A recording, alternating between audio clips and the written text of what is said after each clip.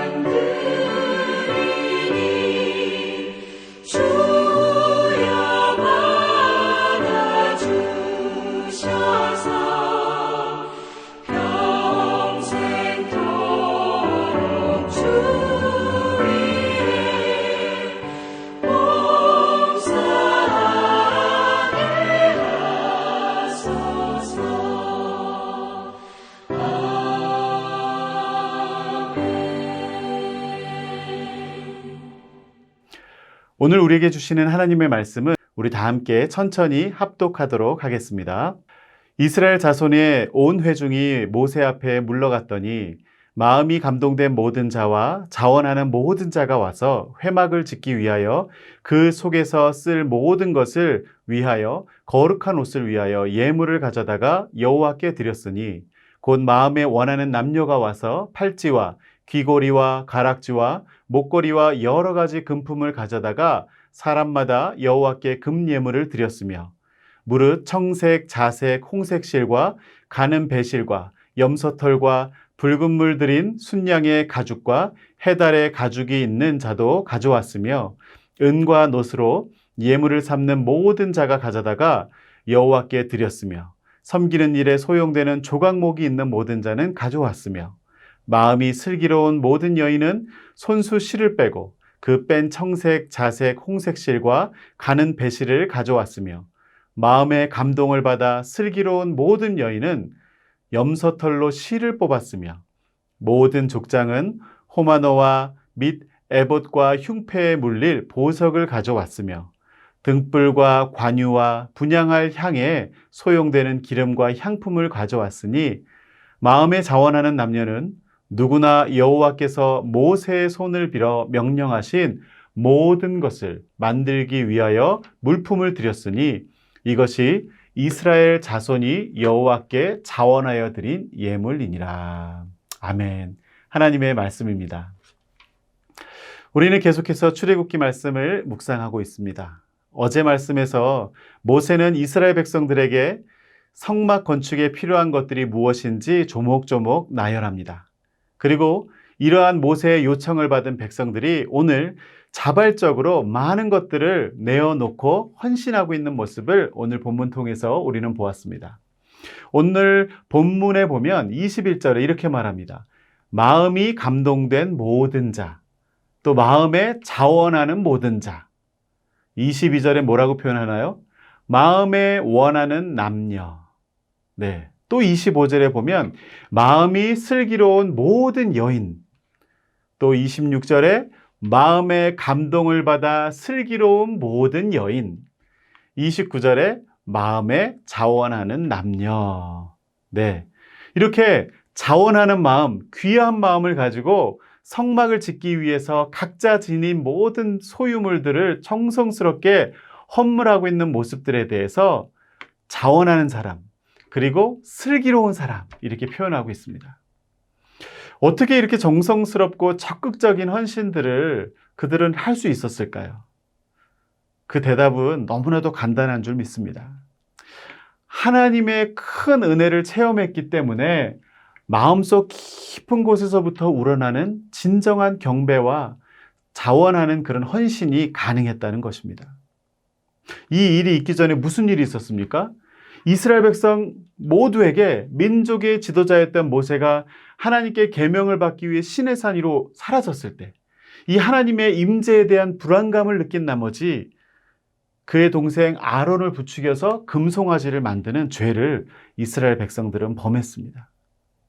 보이지 않는 하나님을 자신의 눈에 보이도록 금송아지를 세운 것입니다.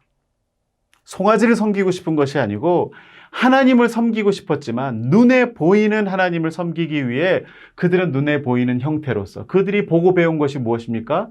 이방 족속에서 숱하게 본 것들은 우상들을 만드는 일이었죠.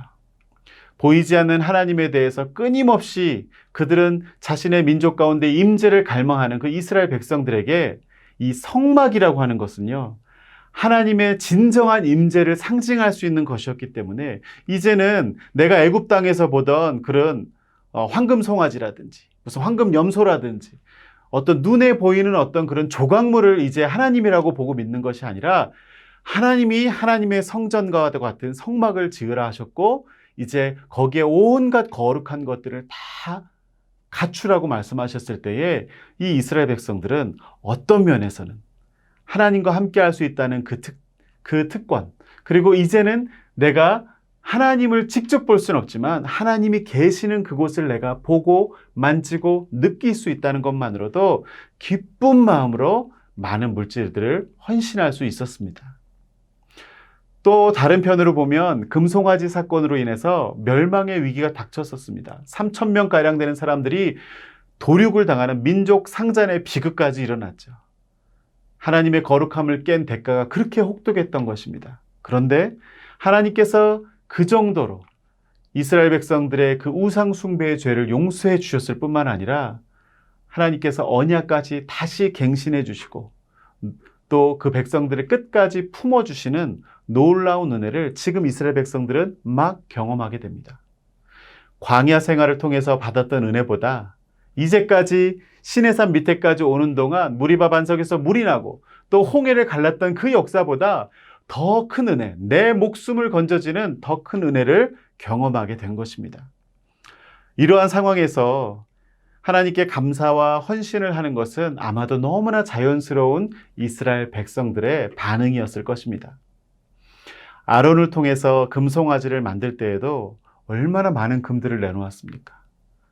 그런데 그 범죄 행위에 대한 과오를 만회하기 위해서라도 이젠 하나님이 직접 명령하셨고 지명하셨고 모세를 통해 들었으니 아마 더 열심히 최선을 다해서 헌신했을 수도 있을 것 같습니다. 자, 이러한 모습은 오늘 우리에게도 있는 듯 합니다.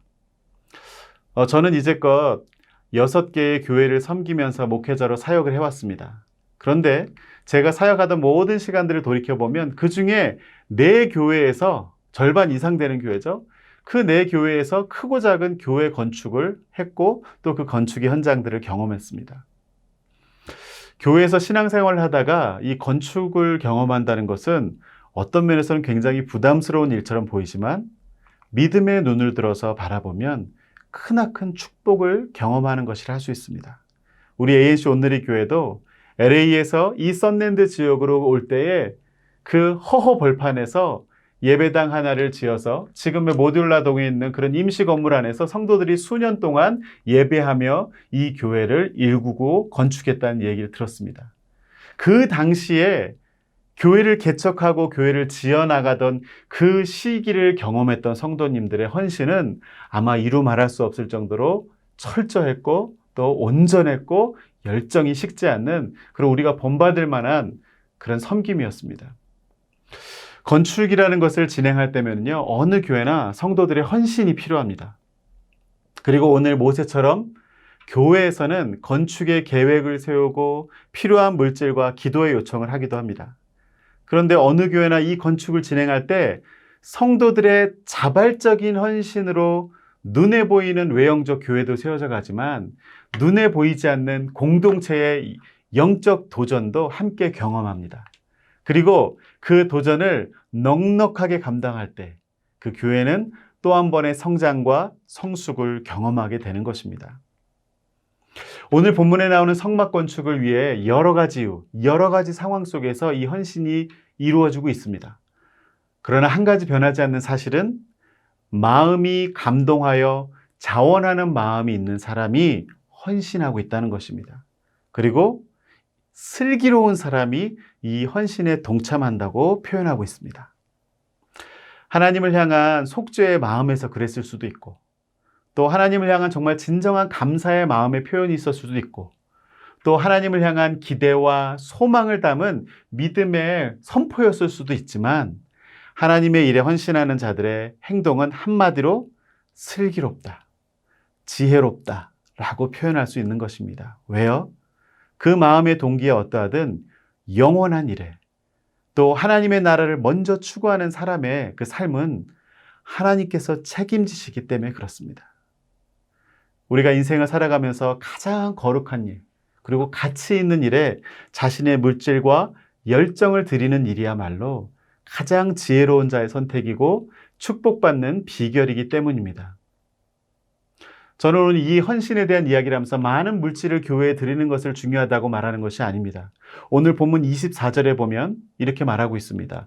은과 노스로 예물을 삼는 모든 자가 가져다가 여호와께 드렸으며 또 여기 중요한 일입니다. 섬기는 일에 소용되는 조각목이 있는 모든 자는 가져왔으며 네, 은과 노스로 드리는 사람도 있었고요. 심지어 조각목 하나라도 이 성막을 만드는 일에 필요한 것이라면 그들이 보잘것없는 것, 아주 작은 것일지라도 헌신했다는 것입니다. 족장들은 그 제사장의 몸에 에봇에 다는 그 보석들을 가져왔다고 했어요. 그리고 아주 비싼 관유와 기름을 제공했다고 했습니다. 그리고 다른 백성들은 성막에 필요한 가죽을 내기도 했고 또 물질이 여의치 않은 사람들, 빈부의 격차가 이 당시에도 있었겠죠. 그런 사람들은 자원하는 마음만 있으면 조각목 하나라도 기쁨으로 헌신했다는 것입니다. 사랑하는 성도 여러분, 오늘 말씀을 묵상하면서 우리의 삶을 돌아보길 원합니다. 우리는 과연 지금 어떠한 일에 우리의 삶의 에너지와 가치를 사용하고 있습니까? 영원한 것을 사모하며 살아가고 있습니까? 아니면 부질없이 사라져버릴 세상의 헛된 욕망을 쫓아 살고 있습니까? 이만큼만 갖추어 놓으면, 이만큼만 이루면 좀 되겠지. 그 다음엔 내가 이제 여유롭게 하나님의 일도 하고 영적인 일도 하고 남을 돌아보는 일을 하겠다. 이렇게 현실에 충실하면서 아직도 끝이 오지 않을 그 헛된 욕망을 쫓아 살고 있지는 않습니까? 우리 ANC 오늘의 교회는 그런 성도님들이 한 분도 없을 줄 믿습니다. 또 그러기를 소원합니다. 오늘도 말씀 속에 우리의 삶을 우리가 돌아보면서 주님께서 이미 우리에게 베푸신 그 구원의 은혜와 그 복음의 축복으로 말미암아 작은 조각목 하나라도, 우리 삶의 작은 재능 하나라도, 물질 하나라도 자원하는 마음으로 정성스럽게 하나님께 구별하고 하나님의 일에 구별하고 하나님 나라를 위해 투자할 수 있는 우리 모두가 될 수 있기를 주님의 이름으로 축원합니다. 우리 다 함께 기도하도록 하겠습니다. 사랑과 은혜가 풍성하신 하나님, 오늘도 성막을 지어가기 위해서 이스라엘의 모든 백성들, 특별히 자원하고 기쁜 마음으로 성막을 세우기 위해 그들의 물질과 시간과 열정을 헌신했던 지혜롭고 슬기로운 남녀에 대해서 우리들이 말씀을 통해 묵상하였습니다. 하나님, 거룩한 하나님의 역사를 이루어가는 일에 있어서 우리도 소외되지 않게 도와주시옵소서.